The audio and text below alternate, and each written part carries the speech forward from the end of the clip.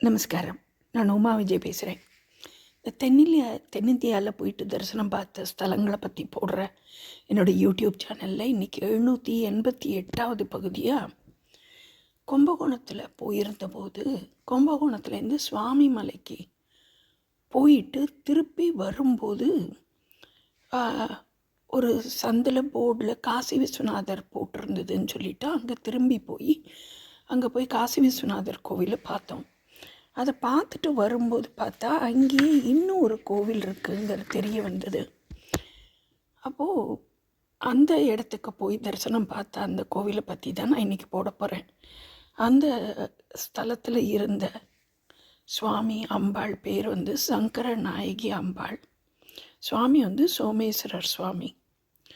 இது ஒரு குடியிருப்பு பகுதியில் இருக்கிற கோவிலாக இருந்தது. அந்த நடக்கிற வழி எல்லாமே வீடுகள் இருந்தது. ஒருவேளை ஆதி காலத்தில் பெரிய கோவிலாக இருந்திருக்கலாம். இருந்து கோவில் மறைஞ்சு போய் இப்போ இந்த நடுக்கஞ்சங்கொல்லை அந்த மாதிரி இடத்துலலாம் ஆற்று மண்ணிலெல்லாம் தண்ணியிலெல்லாம் அடிச்சுட்டு போய் சுவாமி கிடச்ச மாதிரிலாம் ஊரே அழிஞ்சு போயிருந்திருக்கலாம். போனதுக்கப்புறமா கோவில் இல்லாத இடத்துல வீடுகள் வந்துடுது. அந்த வீடுகள் வந்ததுக்கப்புறமா ஒரு 45-50 வருஷம் முன்னாடி இந்த மண்ணை தோண்டி இந்த கல் எடுக்கணும் அப்படின்னு எதையோ தோண்டின போது பார்த்தாக்கா முதல்ல கிடச்சது ஒரு அம்பாளோட விக்கிரகம். அம்பாளோட சிலை தான் கிடச்சிருந்துருக்கு பூமியிலேருந்து. அந்த சிலையை முதல்ல எடுத்து வச்சு அதுக்கு வெறுமா அது ஒரு அம்மன் கோவில் மாதிரியே நினச்சிண்டு பாலாபிஷேகம் பண்ணி எல்லாம் பண்ணிட்டு இருந்திருக்கா. அதுக்கப்புறமா கொஞ்சம் காலம் கழித்து, கிட்டத்தட்ட ஒரு 8 வருஷம் கழித்து சுவாமி கிடச்சிருக்கார். பூமியிலேருந்து லிங்க ஸ்வரூபத்தில் சுவாமி கிடச்சிருந்திருக்கார். சுவாமி கிடச்ச உடனே அவரையும் எடுத்து வச்சு ஒரு கீத்து கொட்டால் போட்டு வச்சு பொங்கல் விழான்ட்டு அவளோட பகுதியில் செய்யக்கூடிய ஒரு விழாவை செஞ்சின்னு இருந்திருக்கா. சிறப்பாக செஞ்சு அந்த சுவாமிக்கு அபிஷேகங்கள் பண்ணி எல்லாம் பார்த்துட்டு இருந்திருக்கா. அப்போது ஒரு சிவனடியார் சுவாமியும் சேர்த்து வச்சு எப்படி கூரையில் இருக்க வேண்டாம், நானே ஷெட்டு போட்டு தரேன்னு சொல்லி அந்த சிவனடியார் ஷெட்டு போட்டு கொடுத்து அம்பாளையும் சுவாமியும் வச்சிருக்கார். இதில் இந்த அம்பாளுக்கு இதுக்கு பக்கத்தில் இருக்கக்கூடிய ஊர் ஏரகரம். அப்போ அங்கே இருக்கக்கூடிய அம்பாளோட பேராவே இந்த அம்பாளுக்கு சங்கர நாயகின்னு சொல்லி இந்த ஊர் ஜனங்களாக வச்சுட்டு வழிபாடு பண்ணின்னு இருந்திருக்கா. அந்த சிவனடியார் ஷெட்டு போட்டு சிவனையும் வச்சு ஈசனையும் வச்சு பண்ணினதுக்கப்புறமா அவர் சுவாமிக்கு பேர் சோமேஸ்வர சுவாமின்ட்டு பேர் வச்சுருந்திருக்கார். அதுக்கப்புறமா ஊர் ஜனங்கள்லாம் சேர்ந்து இந்த சுவாமிக்கு நம்ம எப்படியாவது கும்பாபிஷேகம் பண்ணணும், கோவில் ஒழுங்காக கட்டணும் அப்படின்னு சொல்லி ஊரில் இருக்கக்கூடியவா, இளைஞர்கள், பெரியவா எல்லாருமா சேர்ந்து முயற்சி எடுத்து எப்படி நம்ம நறுவலி கிராமத்தில் ஊர் ஜனங்கள் எல்லாம் சேர்ந்து, அதுலேயும் இளைஞர்கள் முக்கியமாக அவளோட பங்கு அதிகமாக இருந்து அந்த நறுவலி கோவில் கதிராமங்கலம் பக்கத்தில் கோவில் கட்டினாலோ அதை பார்த்து பக்கத்தில் இருந்த இடக்கியம் கிராமத்தில் இருந்த பிள்ளைகளும் சேர்ந்து வன்மீகேஸ்வரர் கோவிலுக்கு எல்லாம் முயற்சி எடுத்து கட்டினாலோ அதே மாதிரி இந்த ஊர் மக்கள் எல்லாம் சேர்ந்து செய்யணும்னு சொல்லிட்டு அவள் 2020 பிப்ரவரி மாதம் பாலாலயம் பண்ணி எடுத்து வச்சுருந்துருக்கா சுவாமியை. அதுக்கப்புறமா இதுக்கு நடுவில் என்ன இருந்திருக்குன்னா, சுவாமி அம்பாள் நந்தி ஒருத்தர் கிடச்சிருந்திருக்கார். ஆனால் அந்த நந்தி சரியில்லைன்னு சொல்லி புது நந்தி வாங்கியிருக்கா. அதுக்கப்புறமா ஒரு பிள்ளையார், சண்டிகேஸ்வரர், முருகர் எல்லாரையும் புதுசாக எடுப்பிச்சு இந்த பாலாலயம் பண்ணியிருக்கா. இன்னும் ஒரு லிங்கம் உண்டி கிடச்சிருக்கு. ஆவுடையார் இல்லாமல் பூமியிலேயே ஒரு லிங்கம் உண்டி கிடச்சிருக்கு, லிங்கபானம் உண்டி ஆவுடையார் இல்லாமல். அதை இந்த கோவிலில் ஈசான்ய மூலையில் வச்சுருக்கா. இதை தவிர பூமியிலேருந்து கிடச்சது ஒரு நாக சிலை கிடச்சிருக்கு. அதை ராகு கேது வழிபாட்டுக்குன்னு சொல்லி, அதாவது சுவாமி, அம்பாள், அதுக்கப்புறமா ஒரு நந்தி பகவான், ஒரு நாகர், அப்புறம் ஒரு ஈசான்ய மூலையில் இன்றைக்கி வச்சிருக்கிற லிங்க பானம், இதெல்லாம் தான் பூமியிலேருந்து கிடச்சது. அப்புறம் சண்டிகேஸ்வரர், பிள்ளையார் எல்லாரையும் வாங்கியிருக்கா. முருகர், புது நந்தி பகவான் எல்லாம் வாங்கி இந்த கோவிலை கட்ட ஆரம்பிக்கிறதுக்கு பண்ணியிருக்கா. இங்கே வந்து அது தொடங்கி கிட்டத்தட்ட 2 வருஷம் கழித்து, 1 வருஷம் கழித்து, ஆல்மோஸ்ட் 1.5 வருஷம் கழித்து, நவம்பர் 2021 இந்த கோவிலுக்கு கும்பாபிஷேகம் ஆயிருந்திருக்கு. நான் இந்த கோவிலை போய் பார்க்க பாக்கியம் கிடச்சிது 2022 கும்பாபிஷேகத்துக்கு அப்புறமா.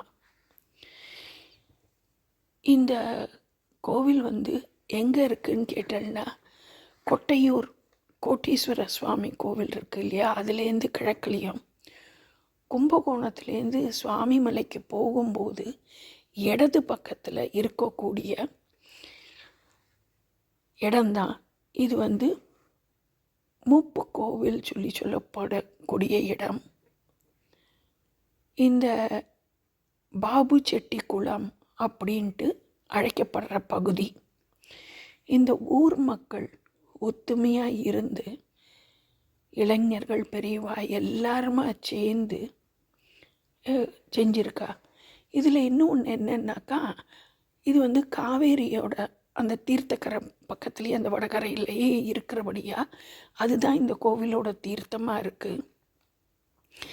இந்த முதல்ல அந்த கீத்துக்கொட்டையில் சுவாமியை வச்சபோது ஊர் ஜனங்கள்லாம் சேர்ந்து சுவாமிக்கு ஸ்தல விருட்சமாக இருக்கட்டும்டா அவளாக ஒரு வில்வத்தை வாங்கிட்டு வச்சுருந்துருக்கா. அதுக்கப்புறம் திருப்பி கட்டி பாலாலயம் பண்ணி ஷெட்டு போட்டு எல்லாம் மாறி இருக்கு. அப்போது அதில் பட்டு போன அந்த பில்வம் திருப்பி தானாகவே முளைச்சி, இன்றைக்கி நம்ம பார்த்தோம்னாக்கா கோவிலில் பிரகாரம் சுற்றி வரும்போது இடது பக்கத்தில் வில்வ மரம் ஸ்தல விருட்சமாகவே வளர்ந்துருக்கு. இந்த ஊர் ஜனங்களோட ஆத்மார்த்த நம்பிக்கைக்கு இறைவனாக அதை பண்ணி கொடுத்துருக்கார். சுவாமி கிழக்க பார்த்த சுவாமி தான், அம்பாள் வந்து தெற்க பார்த்துருக்கா. ஒரே ஒரு மகா மண்டபம்தான். அந்த மண்டபத்திலேயே இருந்துட்டு நம்ம சுவாமியும் அம்பாளையும் பார்க்கலாம். இங்கே இருக்கக்கூடிய அம்பாள் வந்து ரொம்ப சக்தி வாய்ந்தவளாக தெரிஞ்ச அந்த சங்கரநாயகி அம்பாள். இந்த பக்கத்தில் இருக்கிற நிறைய பேருக்கு அந்த அம்பாள் நிறைய அனுகிரகம் பண்ணியிருக்கா. நிறையா பேருக்கு அம்பாளோட சக்தி இருக்குங்கிறது தெரியறதுன்னு நான் போயிருந்த போது கேட்டேன், அந்த பகுதியில் ஏதாவது சித்தர்கள் யாராவது சித்தி ஆயிருக்காளா?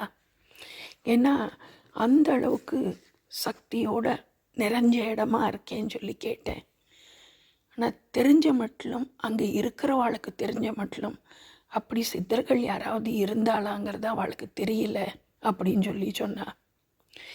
யாரெல்லாம் சுவாமி மலைக்கு போகிறேளோ, சுவாமி மலைக்கு கும்பகோணத்துலேருந்து சுவாமி மலைக்கு போகிறதுக்கு முன்னாடி இடது பக்கத்தில் ஒரு சின்ன சந்துக்குள்ள முப்ப கோவில் கேட்டு பாபு செட்டி குளம் அப்படின்னு சொல்லி கேட்டால் தெரியும்.